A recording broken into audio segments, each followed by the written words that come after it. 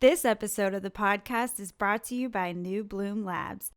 New Bloom Labs continues to position itself at the cutting edge of cannabis science. They recently announced the expansion of their standard potency panel that now reports 16 different cannabinoids. The new additions include CBD, VA, and both isomers of delta-10 THC. These now come standard on every potency analysis that New Bloom Labs reports. So cannabis producers that are creating innovative products with multiple cannabinoids need the best, most comprehensive potency analysis there is. And that's why you need to talk to the team at New Bloom Labs. Give them a call today at 844-TEST-CBD or visit their website at newbloomlabs.com. New Bloom Labs understands the cannabis industry and what's important to growers, processors, and manufacturers. They provide precise, accurate analysis and the best turnaround time in the industry. So for superior science and rapid results, you gotta talk to the team at New Bloom Labs. Hello, my fellow people of the plant. Thanks for tuning in to another episode of the Cannabinoid Connect podcast, your favorite podcast that includes industry-facing conversations with the industry's leading experts that aim to educate and inform the public regarding the plant's endless benefits. My guests today are Laura Eisman and Allison Krongard. They're the co-founders of HerHighness. Hello, Laura. Hello, Allison. Thank you so much for making time for me today. Hi, Kevin. So nice to see you. Thank you for having us. Yes, thank you so much. I'm really excited to be talking with you all today. Obviously, co-founders of HerHighness NYC.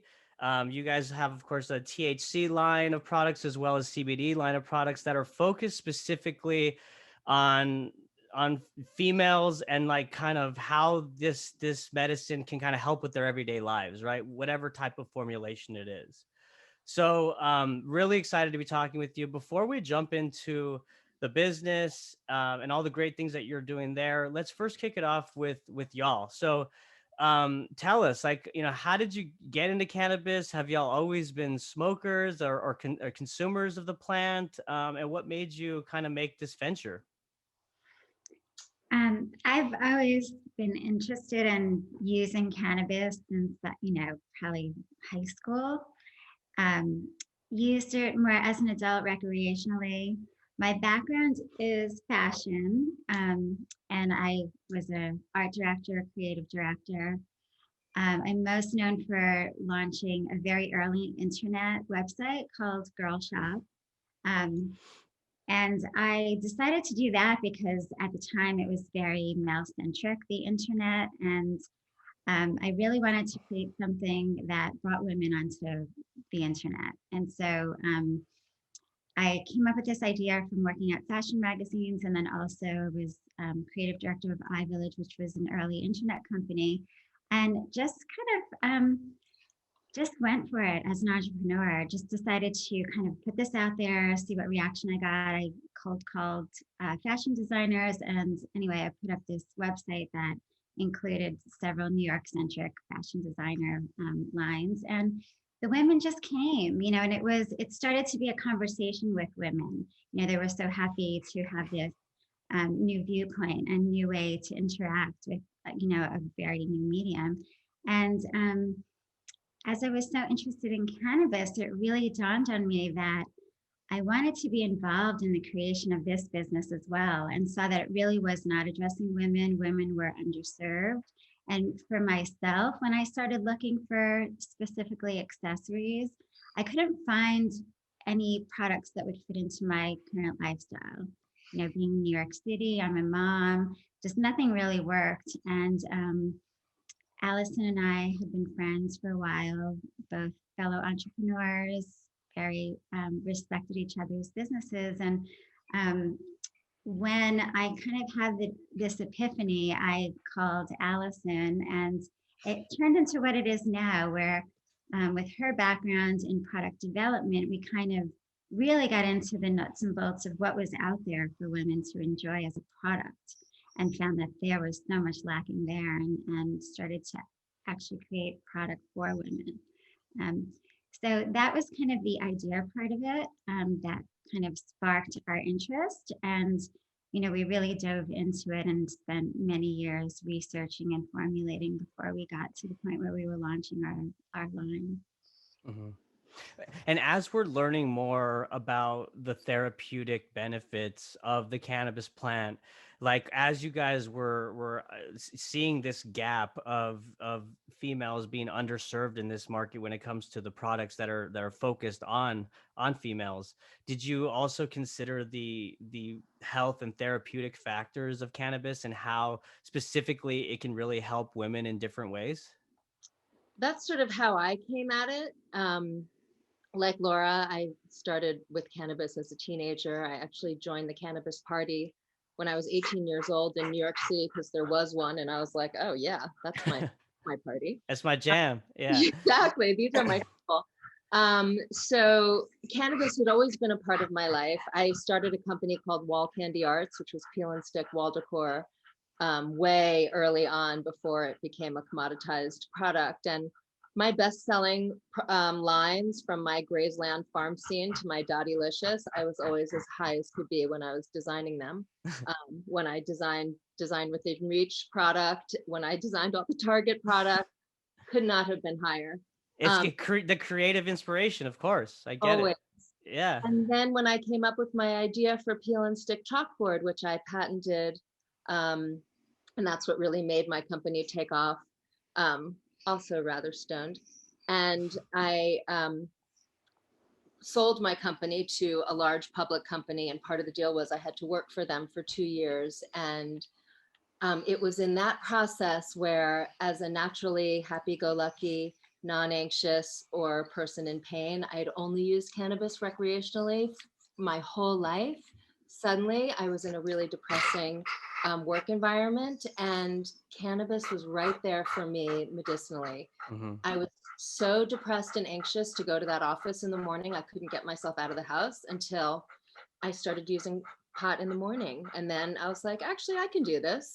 And actually, it's a beautiful ride in, and everything else that pot does. And you know what? I never noticed the lady at the front desk is so pretty.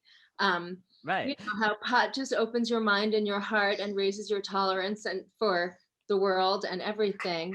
And during that time, I started noticing how other women self-medicate, and it was all about the pills and the alcohol. And so for me, really seeing how cannabis was so universally supportive in my life, whatever I needed it for, I felt like as a marketer, we have a responsibility to bring this to women. So when Laura came to me with her idea for cannabis accessories, I was so excited to work with her. We'd always wanted to do something together, but it was really the perfect thing because I was at a time in my life where cannabis had come through for me in such a huge way, and I wanted to share it. Yeah. It sounds like a perfect serendipitous kind of like just match made in heaven and perfect timing, right? Mhm.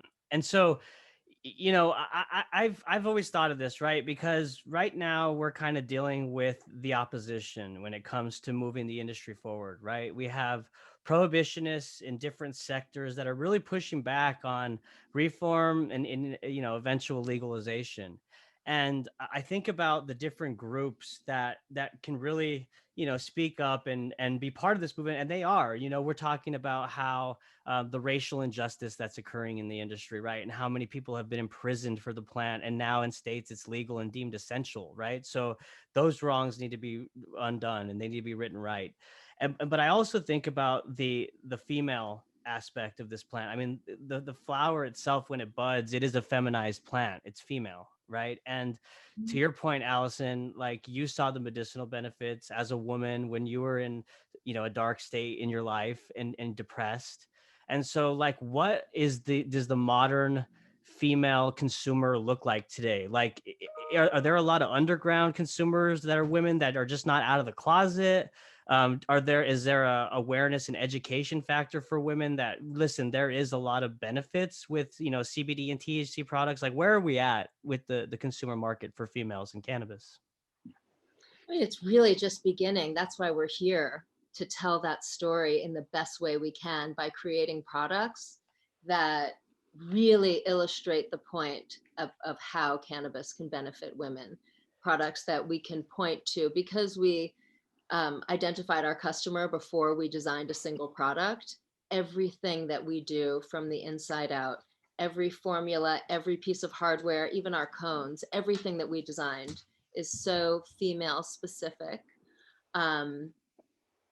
that I'm not sure. I think I And lost. well, you know what? I have your website up, and I think what's cool is like I'm gonna share my screen for those at least that are watching the video. Those listening, I can kind of walk them through it. But I think what's really unique, like obviously the packaging is beautiful and it's very female forward, but like the products that y'all sell, like I think I saw like a CBD like mask for your face, and like what, even like CBD patches for your heels if you're Yeah, wearing high that's heels. here. So like stuff like that where we understand that CBD can help with inflammation and all these different therapeutic properties. You've kind of incorporated that into the female's everyday lifestyle.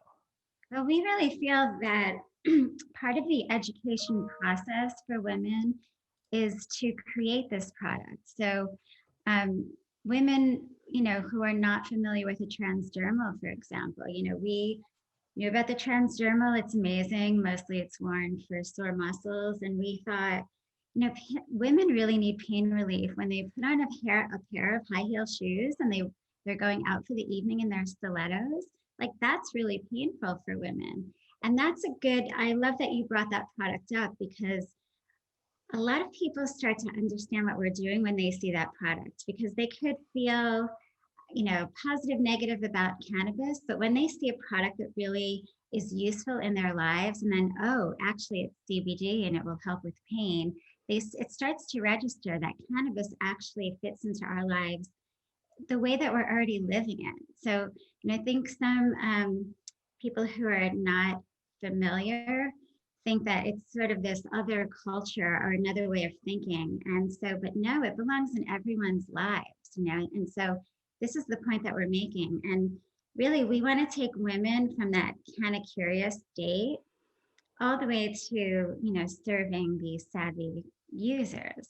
So it's the journey along the way, and then it's us providing this product that all those women in between can appreciate on some level.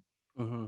Well, when you have those conversations with other females that are not as knowledgeable about the plant, or haven't had any experience with CBD or THC, what do those conversations look like, and how do you go about them, and what's the response? Well, like our products, we've sort of simplified, like our vape pen, looks like a female product, but our formulas are Giggle and High Priestess. And so we took all the guesswork out and we have a highness meter on our packaging. So we're just trying to really make it clear to women, this is what you're going to get. Our Giggle is Perma-Smile with energy. Our High Priestess is pure euphoria, both with elevated humulene to kill off the munchies, so that your whole experience has been curated by us with the objective to give women a memorable high every time. Because so often when you ask women like, oh, why don't you use cannabis? It's like, oh, I ate a brownie. I got so high, I had 12 bowls of macaroni and cheese and I couldn't move. And, why would I ever do that again? So to bring them back into the circle of cannabis, we've worked really hard to curate all the experiences of using our products to make it as joyful and positive as it is, so women can get cannabis. I mean, it doesn't take that many times to feel amazing that you're like, oh, actually, this is a better alternative. Right. And when you mentioned, you said a word that I'm unfamiliar with, but basically serves as an or a suppressant for eating. You don't get the munchies. Is there THCV in that product? Because that's what I've heard that compound does. It kind of helps with your appetite. It's actually the terpene equivalent of THCV. It's humulene. Got you. Okay. THCV is great. We use strains with higher THCV for our pre-rolls, but it changes the character of your high. Too much THCV is trippy.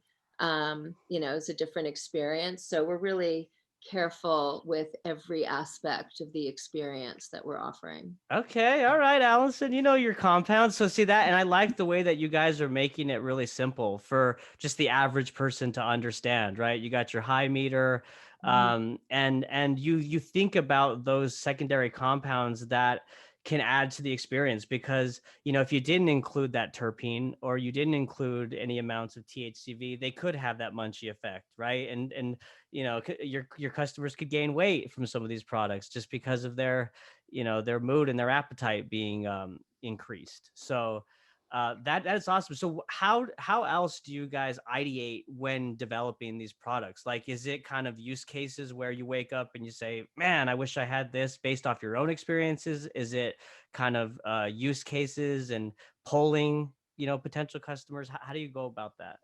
I mean, it's all of that. We do feel like we are our own customer, and Alice and I being on like opposite sides of the spectrum as far as usage is really helpful too. When we find a product that we both are into, it's usually a complete winner. But and I love to tell the story about how we formulated Giggle. We were in California. We used to rent an Airbnb that had a courtyard, and so we'd invite our formulator to set up shop in this like Breaking Breaking Bad. Bad moment. And we would just be, ripe and ready to try like a million different versions of what we were setting out to do. And we would definitely have a use for it. So it would either be, and in general, women are very high functioning, always want a clear head. And so we want to keep that going no matter what the particular purpose is for. But we had an idea for like, I don't know, it was like 4 to 6 different types of formulas, ranging from high energy for pre-workout to a sleep formula, just this whole range. And after like a grueling day of a little bit of this, a little bit more of that, we finally were done. We were relaxing. A friend of ours had gone to the dispensary, brought a pre-roll. We started smoking and we were like hysterically laughing. We were like, you're so funny and you're so pretty and I love you. And we just thought, we have to bottle this feeling, because truly, after a day of being a mom, a woman, whatever, just to let loose and to laugh. So we named it Giggle. We found out it was XJ13, which has been like our favorite strain always, because it's a mood changer. Once we released Giggle, people are writing, like men and women, and it's just, if you're in a bad mood and you have plans and you're kind of dragging and you smoke some Giggle, you really have a great evening. And so that was really important for us. Like that product, to me, says a lot, because all the wellness things that we do, and we do have tinctures to help women sleep, and we have our low dose mints, and we have our pleasure oil for orgasm enhancement. But at the end of the day, we want to all be happy. And Right. I think we're lacking that a lot of times, and women tend to take care of everyone else before they take care of themselves. And so that was a really important product for us to put out there. That's awesome. Thank you for sharing that story. That's so cool. I love how just things come together like that organically, right? I mean, you guys had a long day of R&D.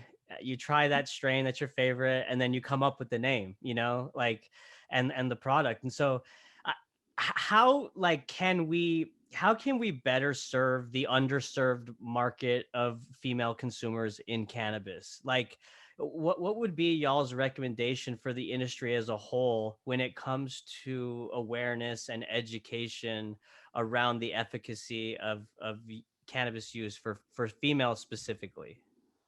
I mean, to me, I think we can tell that story with our presentation and really pushing normalizing cannabis and cannabis gifting. And if we normalize cannabis gifting over alcohol gifting, and really make it beautiful and make it a gift we give to ourselves, we can go a long way to remove the stigma and normalize it. Because it's really geared to self-care. I mean, in a lot of ways, right? I mean, again, with all the products that we kind of talked about on your website that are really focused on like aspects of the day-to-day female life, or just kind of relaxing after a long day and deciding you want to smoke a pre-roll instead of drinking, a glass of wine or 2 glasses of wine. Now, women really rely on word of mouth, so if my friend tells me that they like something, then I'm more likely to try it. And, I think we really need to use that more. And as we educate and as women are trying things, they're telling their friends. And we want to be that girlfriend in cannabis. So if you have a question about, there's so many questions. I mean, I'm still asking questions. So we need to really make women comfortable, women who are just entering the space. And there's so many strains. They and just to say indica and sativa is so overly simplified. Right. I mean, we find our best strains by trying them a lot of times, or having friends tell us that this is a great strain for sex, or for, you know, um, I don't know, like just a high energy thinking, creative strain. So there's so much education, and I think women have preconceived notions about what cannabis is, and we really need to like change that basically from starting from scratch Right. and reintroducing it, because I think it's a really hard thing to change, and until they try it, and they have to kind of try it very slowly. But Yeah. And I would say that preconceived notion is kind of across the board, right? I mean, there's a lot of people that kind of just due to the Schedule 1, listing within the Controlled Substances Act, people just have that kind of stigma right away. And that was going to be my follow-up question is like, is there some sense of judgment among women that use cannabis? Because alcohol as a whole between men and women is kind of normalized, right? And even now we're starting to normalize cannabis as more states come online. But due to the prohibition that's occurred, is there a sense of judgment that comes from certain types or groups of women that are pointed to women who do consume?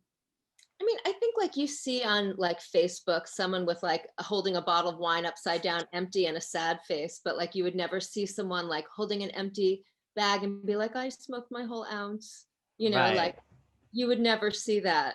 And sort of, but I think what we're doing, like we're working on a beverage, people should have a 6-pack of cannabis beverage in their refrigerator, just like their beer. It should be just as normal, but more beautiful and better. But Right.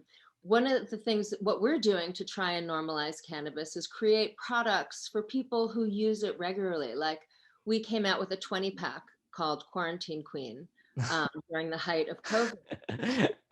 That's awesome. People who like to smoke pot every day need a 20-pack.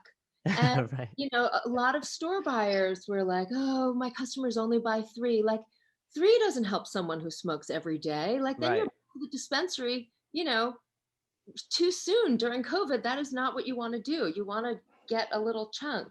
And so talking buyers sort of through that product and getting them on board with like, look, if you and I are doing our job to normalize cannabis, we will make it and you will put it on yourself, Right. because people who want to smoke every day need the 20-pack, and they sold right out. That stock was gone so fast and we got all this amazing feedback on social media from customers like, thank you for the 20-pack. But what's funny? We got so much pushback from buyers, really so much pushback initially, that we reintroduced it as the party pack, a 12-pack, and we're still getting pushback from buyers. And now it's like sort of back, like, remember what happened with Quarantine Queen? Now we do the party pack. Um, Yeah, but it's like we connect more with the customer than the buyer, because Right. we know our market so well, and I think that cannabis, a lot of it's just kind of stuck in this old world, and we're part of the new world, and the new customers, and so yeah, it is quite challenging to get yeah. to that point, get on shelves so that our customer can kind of make that feedback for the Like, Right. this is how Party Pack or Quarantine Queens, the same box, come. Like, this is how women like to shop. Right. And for those listening, it's a beautiful package box. She's opening up, and there's a Red Lips glass ashtray. And what is the other? That's the party pack. That's the The gift. box. Yeah. Yeah, this is the product. Yeah. It's Yeah, beautiful. so Yeah. all of our Queen. everything comes in, like all our pre-rolls come in this beautiful gold box, and our inspiration was Virginia Slim. So when cigarettes were really marketed to women way back when, and all of a sudden the Virginia Slim came out and it was marketed to women and made them feel glamorous, and so pre-rolls are designed with that in mind. They're nice, they're slender and long. They're 0.5 gram, which isn't too much for one smoke. And the crutch is 40 millimeters, so that gel manicures are protected. When you light it, It's it's a very way dainty. It's very, Very dainty and classy. Very, yeah, I get classy. it. feminine, but it's confident feminine. It's not like pink sparkly feminine. It's like it's for a woman. Like we can be glamorous and we can enjoy this. And I think that's why alcohol is normalized. It's because it does have that kind of glamour feel. And to have a martini or a cosmopolitan in your hands, like then that's okay, and you look good, and it's a social environment. And so that's what we're trying to bring cannabis to where that is. Well, it's funny when you say that, because I think about, like, yes, when you talk about a martini or a cocktail, that is super fancy, and but if you're drinking a bottled beer, that's a different thing also. So the way in which you're formulating and packaging these products, which you guys have dialed in for your specific consumer, is really awesome. And when you talk about, the pivot that you made during COVID, and you saw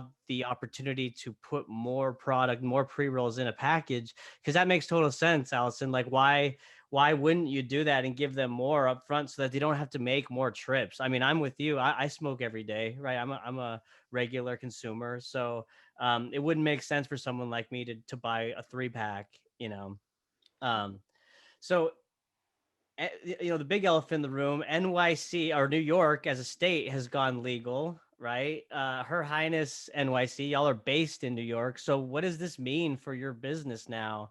And what have you kind of already seen play out as they've passed that legislation? Well, Go ahead. we're both too excited. Yeah, we're excited. Go ahead.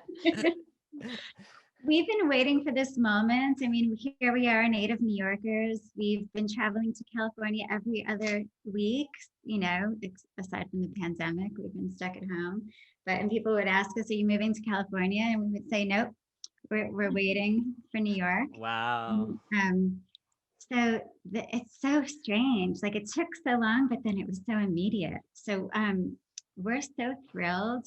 Our dream is to open up a HerHighness flagship store and to really cater to women and make this comfortable place where they can come in and be with a trusted brand. And, for us to also bring in other women founders, women-owned brands and, centric products, and just have that really comfortable environment that includes education and experimentation, and just us just being that girlfriend for them, and having a really um undispensary like store for them to feel comfortable in. So that's our first stop, and we're kind of looking into the licensing application process, which details haven't been released, but that's what we're going to do first. And that would be that flagship store. I mean, how many do you have brick and mortars, right? Or are you only online at this point?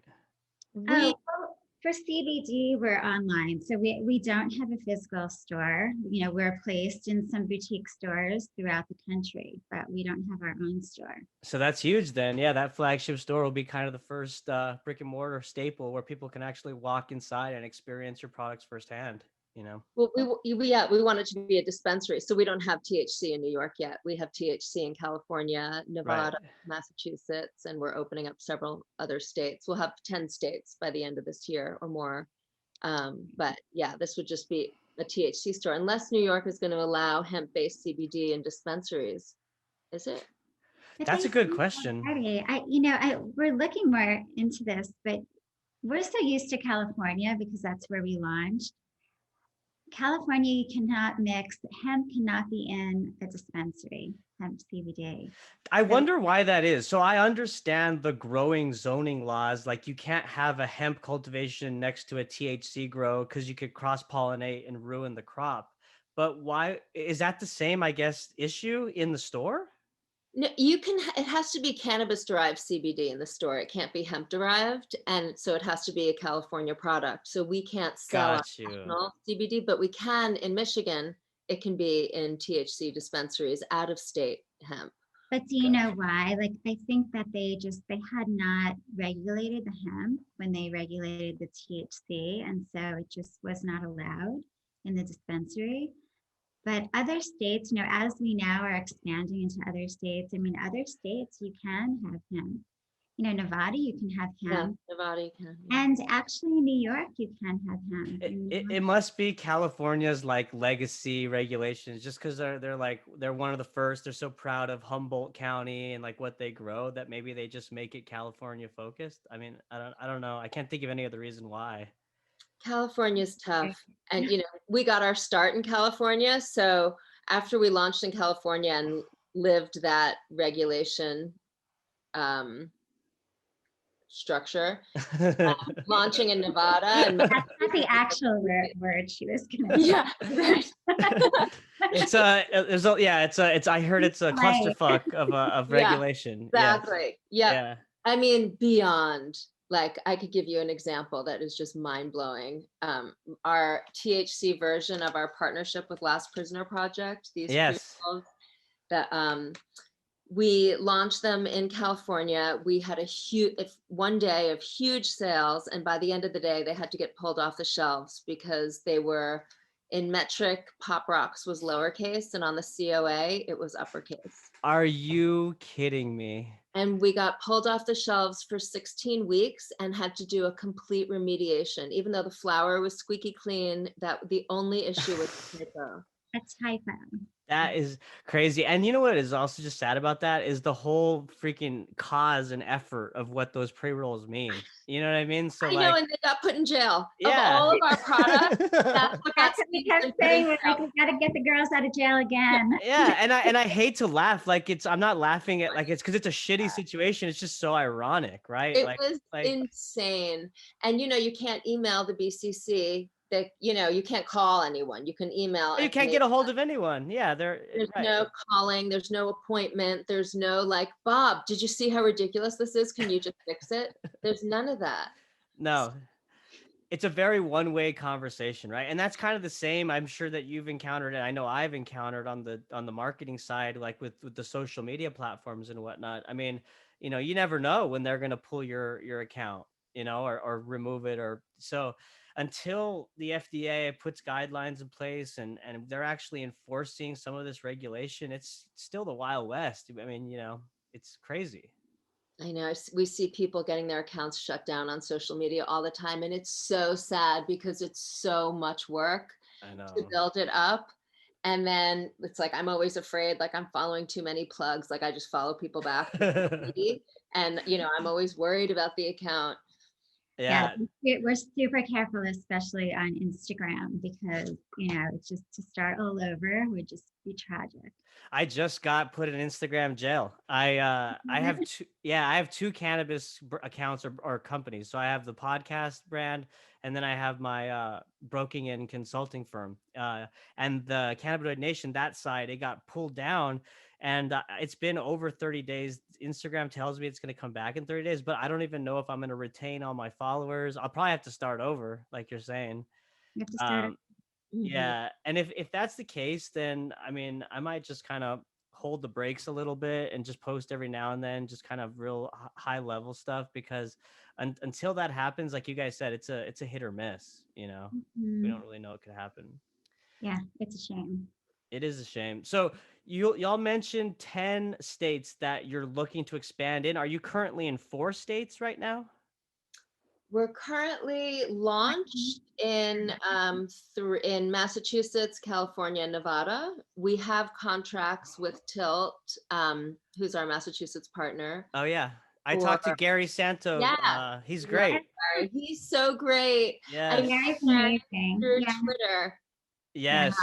He their business model is really cool. Like I love how like brands like yours, like they're just getting you into states. Like that's kind of their model. They just help with entry, right? They were amazing. They were so forward thinking. They totally got us, and they were like, "Yep, let's do it," and then they did it. Hell yeah, they got us awesome. Onto shelves like in 3 weeks, which is unheard of. Wow, they're a sleeper, man. They're a sleeper right now. I think they're going to be a big player in the coming years within the stock market. Mm-hmm. Yeah, So. when they told us they were going to launch us in a month, we're like, oh, great. Sure.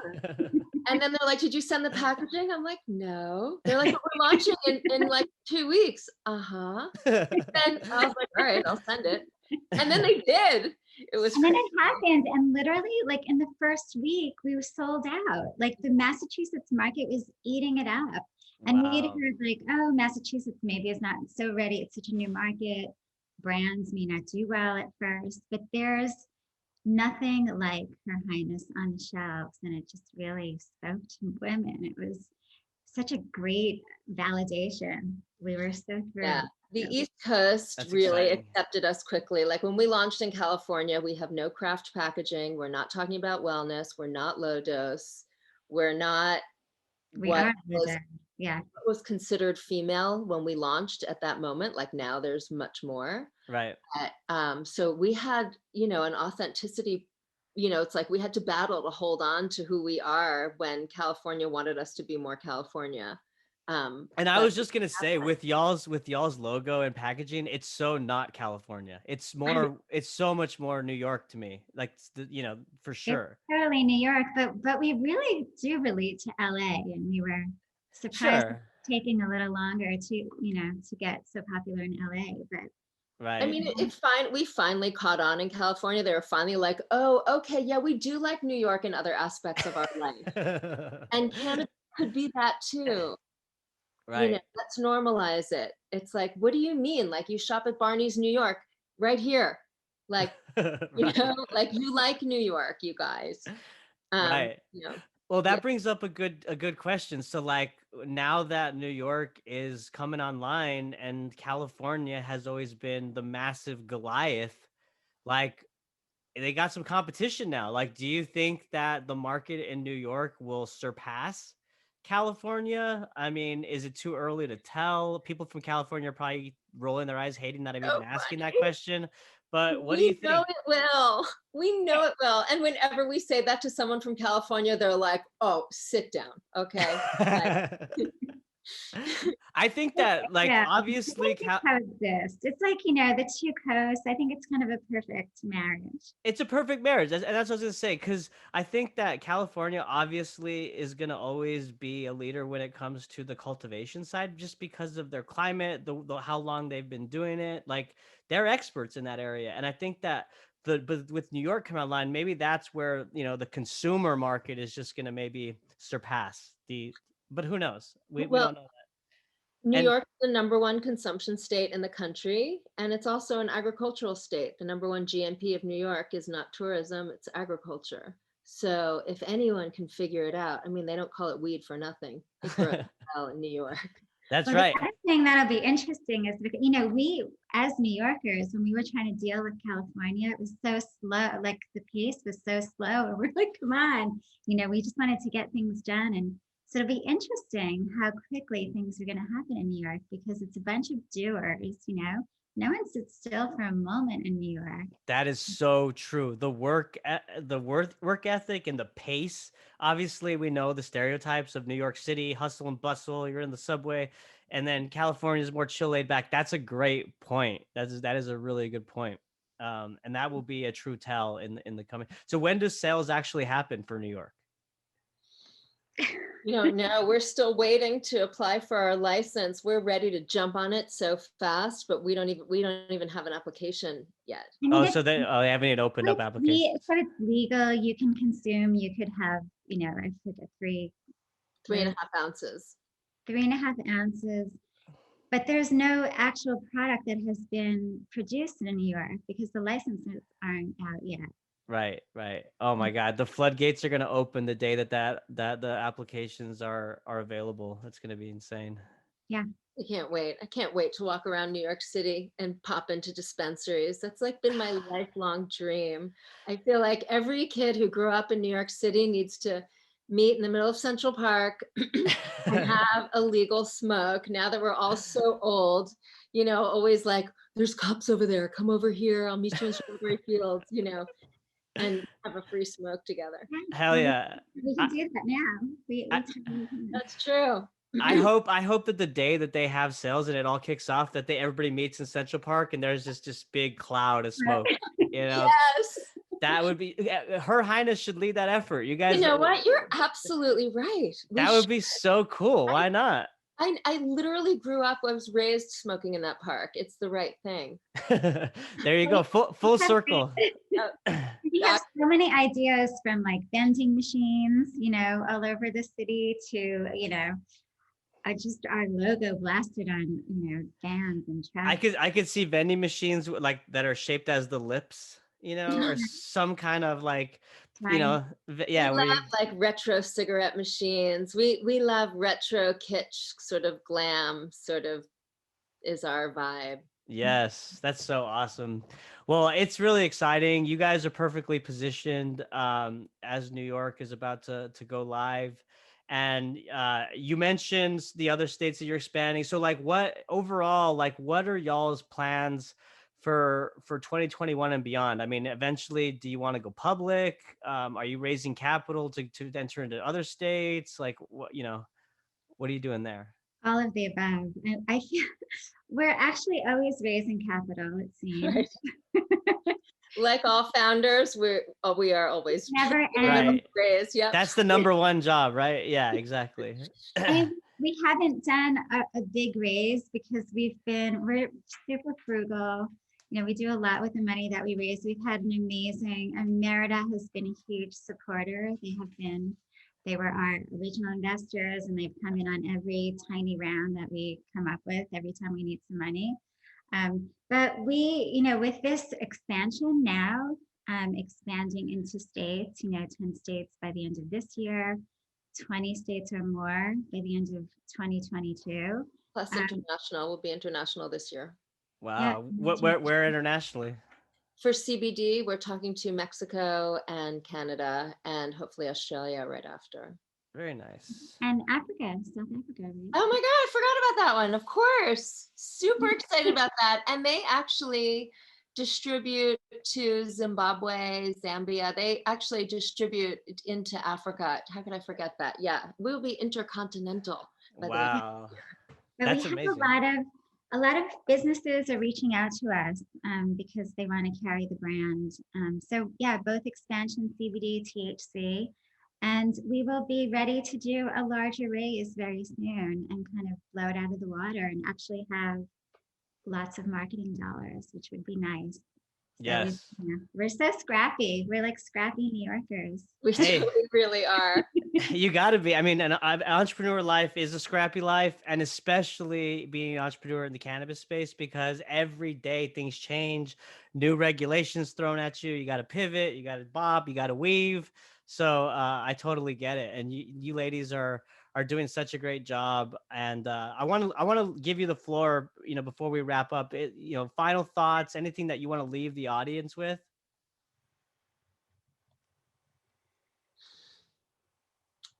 I mean, for me, I'm so excited to be a part of this industry that is really expanding across the country and across the world. It's a new economy, new opportunities for women. I think this plant, I'm so passionate about cannabis. It's been such an amazing benefit in my life, and it's sort of been a partner in my life.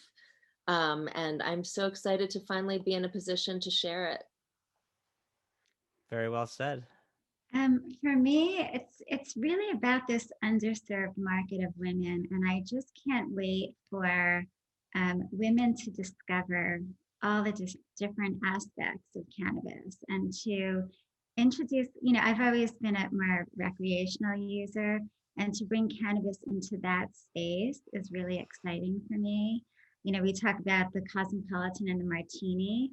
I am waiting for the day where we have a consumption lounge that's a bar and we have infused cocktails and we're able to sip our cannabis and so get the effect all night long.